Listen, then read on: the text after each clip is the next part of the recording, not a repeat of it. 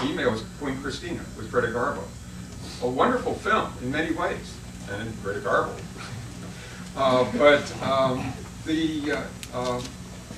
They portray her abdication, Queen Christina's abdication, as a result of a love affair with the Spanish ambassador. She abdicated for love, and this is before Edward VIII.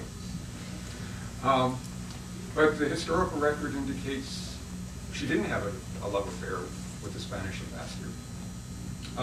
She was concerned because she was Lutheran, raised Lutheran. She was, as the Queen of Sweden, she was took an oath to defend the Lutheran faith. She found herself being drawn to Catholicism, and indeed she abdicated and then emigrated and converted to Catholicism. So if she spent any time with the Spanish ambassador, it was to find out more about Catholicism. When my students find out about this, they say, well, why didn't they put that in the film? Why this bogus love story? And the response is, well, audiences don't want to know about issues. They just want a love story. And my students say, no, we want to know about the issues.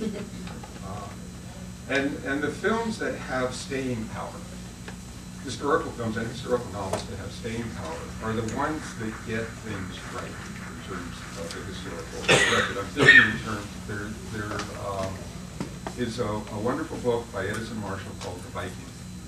And I recommend it. Very well researched, Edison Marshall. And it's not under any copyright. It was made into The Vikings with Kirk Douglas, which in itself is a wonderful film. It's a fun, great fun film. But in the film, they get one thing they try to they depict the Viking invasion of England in 862 in 3 longboats, because that's all they could have had a budget for. Before CGI, 1950s. But that's fine.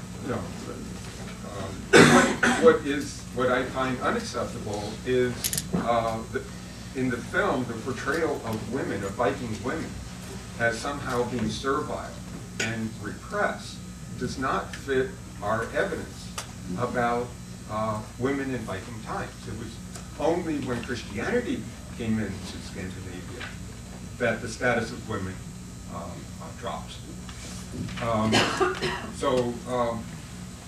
But I think the filmmakers thought they were pandering to the audience of the 1950s, who were expecting, well, everyone knows the Vikings treated their women badly, so we'll show that in the film.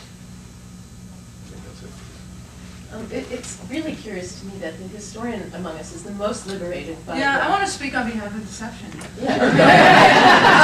That's where and I guess I would love to hear from Geraldine and Peter about the status of historical fiction as fiction, because as a genre label, it's not a compliment, right?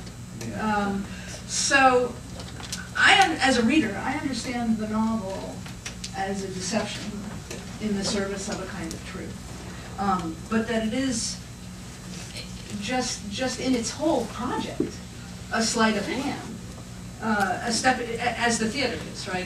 You're stepping through the fourth wall.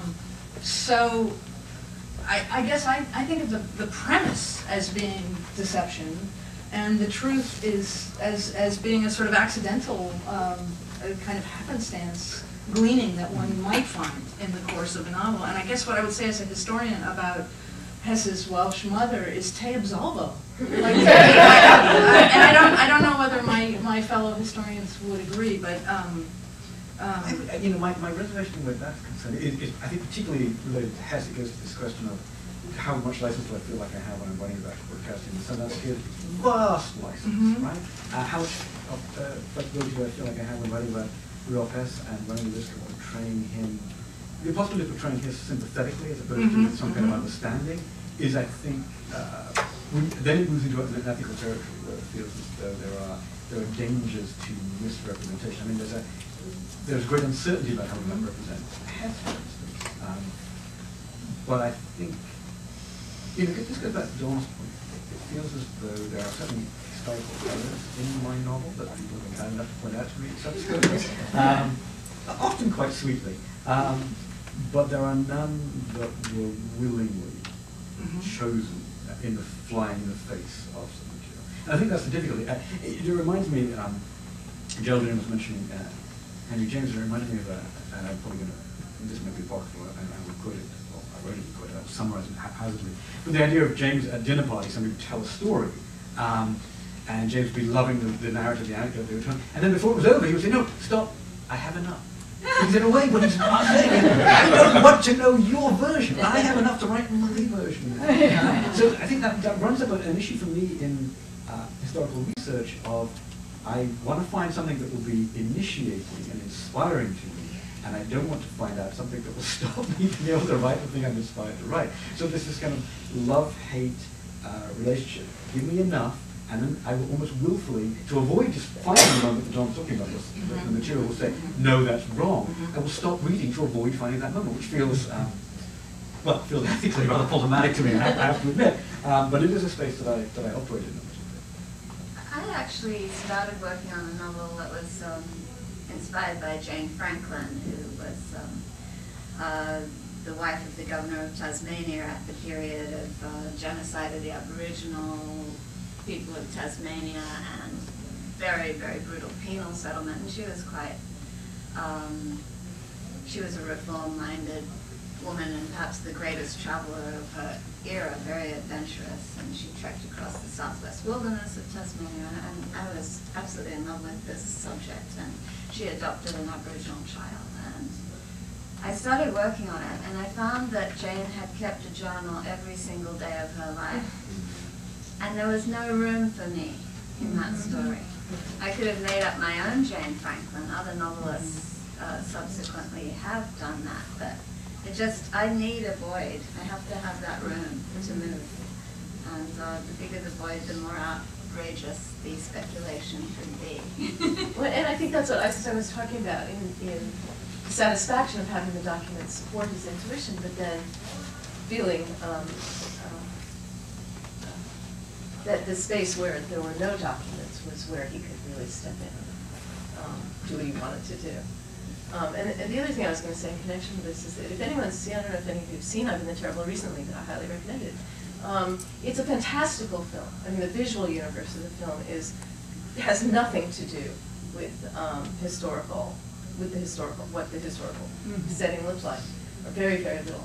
And for him, this was a way of setting up this kind of conflict between the fantastical setting, gave him a way of highlighting the psychological truth of the character. So those are two different ways in which he used deception, I think, or what Jane introduced as deception, to create a different kind of truth, a kind of truth that we as historians don't do.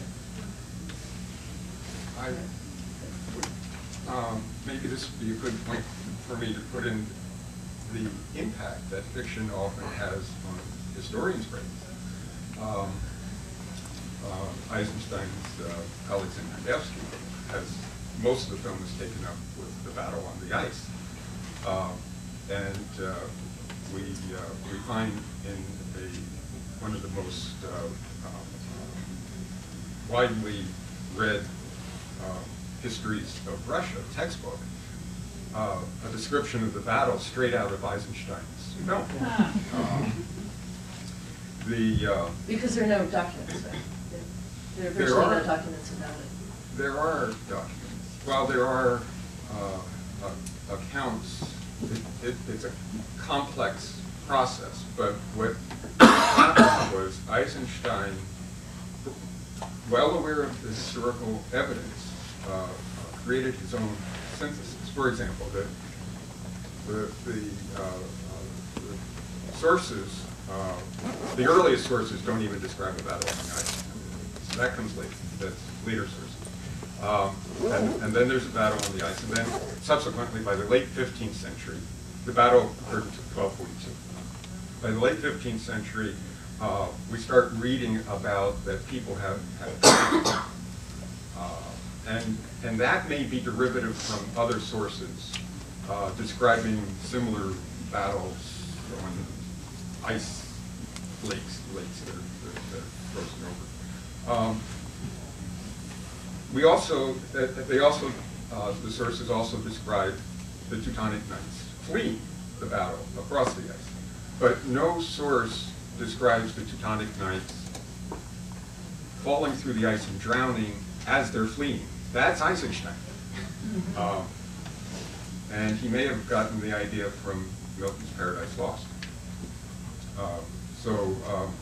With the battle in heaven, where the forces of Satan fall through the curtain of heaven into the abyss.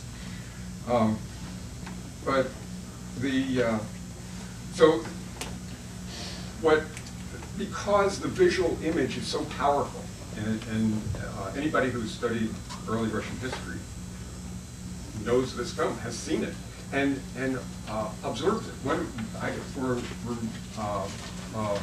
many years, I couldn't show Ivan the Terrible to my class because the visual images are so powerful and the interpretation is so wrong from my point of view that no matter how much evidence I provide in class, how much I lecture about it and show, no, this isn't supported by the evidence. In the final exams, I will get Eisenstein's Ivan the Terrible interpretation. And he knew that, and he constructed the visual image of Ivan and said, I know that this is how people are going to think about Ivan from now on. And it's true, it is our visual image. We don't have documents depicting it. And that was where he didn't feel any responsibility to the sources. Let me shift a little bit and raise a different kind of question, which is about the individual and the historical context. So, historians, of course, write biographies, but for the most part, we're not really interested in individuals. We're interested in historical processes, or cause and effect, and broader questions, or the ways in which individuals interact with their historical context, the ways in which historical context shapes individuals. And so I'm wondering what you see as the relationship between the individual and the historical context in your novels and also in the films that you study and the works that you study. I like to write in the first person a good deal. So to me, the individual is central to the storytelling. In fact, the individual finding that voice from the past. Until that person starts speaking to me in my head, I can't begin the novel. So I have to read enough. And I've got a lot of stick. Almost all of my novels, I get some criticism that my female characters are too modern. And my response to that is always read more 17th century women's voices. Because I think that there's a sort of conceit that we have as contemporary women that we're the only ones who ever were perceptive enough to realize that we had a bum deal. And if you read 17th century sources, you'll find that women were very cognizant of that. And you find them, not all of women had the opportunity to write, access to paper, access to literacy, but you can find them in court where their verbatim testimony was taken down. And those women are very angry women, and they're very insightful about the oppression that they're living with. So I find it perfectly legitimate to make my characters have those thoughts. Now I've kind of gone off on a rant. Yeah, the individual, I think, central, and that gets back to, how much can we know the consciousness of the past? And to me, it comes down to a fundamental question of belief and opinion, which is, are we basically more alike or more different? And I'm very much in the category of believers that the central things don't really change. The love, the hatred, the strong emotions are what shape us as human beings, that the heart remains the heart, the furniture